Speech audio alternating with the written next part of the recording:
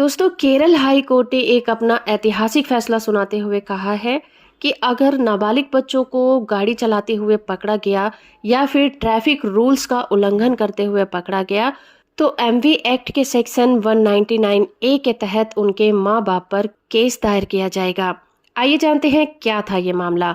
इस केस का टाइटल है Sharafuddin versus state of Kerala case और इस केस की सुनवाई जस्टिस बेचू कुरियन थॉमस की बेंच कर रही थी।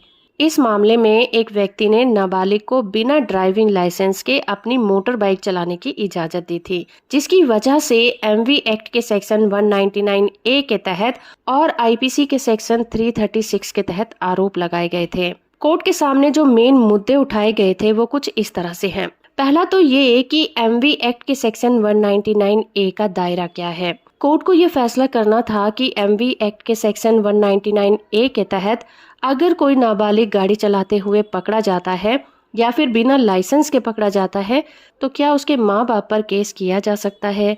दूसरा मुद्दा ये था कि क्या नाबालिगों को दोषी ठहराना जरूरी है। कोर्ट को इस बात पर भी विचार करना था कि क्या गाड़ी के मालिक या फिर बच्चे के माँ बाप के खिलाफ कार्रवाई शुरू करने से पहले बच्चे पर आरोप लगाना सही होगा या फिर जरूरी है। तीसरा मुद्दा ये था कि इस इन्वेस्टिगेशन की समय सीमा क्या होगी।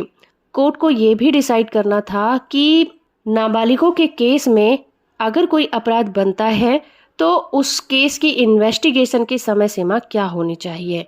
और चौथा मुद्दा ये था कि अभी से पहले जो नाबालिगों के केस में फैसले आए हैं उनको चैलेंज किया जा सकता है या फिर नहीं। केस में इस तरह से 4 मुद्दे उठाए गए थे जिस पर केरल हाई कोर्ट को विचार करना था। तो सबसे पहले बात करते हैं सेक्शन 199 ए का क्या दायरा है। हाई कोर्ट ने ये स्पष्ट किया कि सेक्शन 199 ए एक सामान्य अपराध बनाता है जिसमें नाबालिगों को बिना लाइसेंस के गाड़ी चलाने की इजाजत देने के लिए उनके माँ बाप या फिर गाड़ी के मालिक को उत्तरदायी ठहराया जाता है। ये प्रोविजन इसलिए डाला गया है ताकि बच्चों के माँ बाप पर इसका दायित्व डाला जा सके और वो अपने नाबालिगों को ऐसे अपराध करने से बचा सके। इसके लिए नाबालिगों पर और उनके माँ बाप पर एक साथ मुकदमा चलाने की जरूरत नहीं होती। दूसरा मुद्दा था कि क्या नाबालिगों को दोषी ठहराना चाहिए। इस पर हाई कोर्ट ने अपना फैसला सुनाते हुए कहा कि माँ बाप या फिर गाड़ी के मालिक पर मुकदमा चलाने से पहले नाबालिगों को दोषी ठहराना या फिर उनके खिलाफ आरोप लगाना जरूरी नहीं है। सेक्शन 199 ए के तहत मुकदमा चलाने के लिए डायरी में उस अपराध की रिकॉर्डिंग होना ही काफी होगा। तीसरा मुद्दा था समय सीमा को लेकर। तो हाई कोर्ट ने कहा कि रूल 2016 ये प्रोविजन करता है कि फाइनल रिपोर्ट दाखिल करने के लिए 2 महीने का टाइम दिया गया है और साथ में ये भी कहा कि ये कोई निर्धारित समय नहीं है, लेकिन ऐसे मामलों में जो जांच हो वो जल्दी से जल्दी पूरी होनी चाहिए।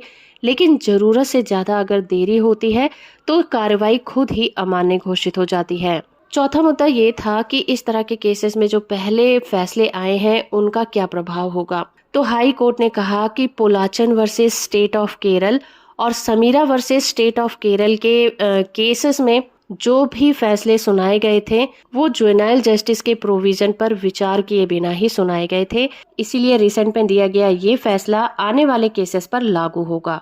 तो इस तरह से जस्टिस बेचू कुरियन थॉमस ने अपने फैसले में कई महत्वपूर्ण बातों को बताया और ये कहा कि इस प्रोविजन का उद्देश्य नाबालिगों द्वारा अपराध किए जाने को रोकने के लिए है और जो नाबालिग कम उम्र में गाड़ियां चलाने का शौक रखते हैं उन्हें ऐसा करने से रोकने के लिए है। और माँ बाप पर केस चलाने का एम ये है कि उन माँ बाप को सबक सिखाया जा सके जो अपने नाबालिग बच्चों को गाड़ी चलाने की इजाजत देते हैं। होप कि ये वीडियो आपको इन्फॉर्मेटिव लगा होगा। वीडियो को लाइक और चैनल को सब्सक्राइब करना बिल्कुल मत भूलिएगा।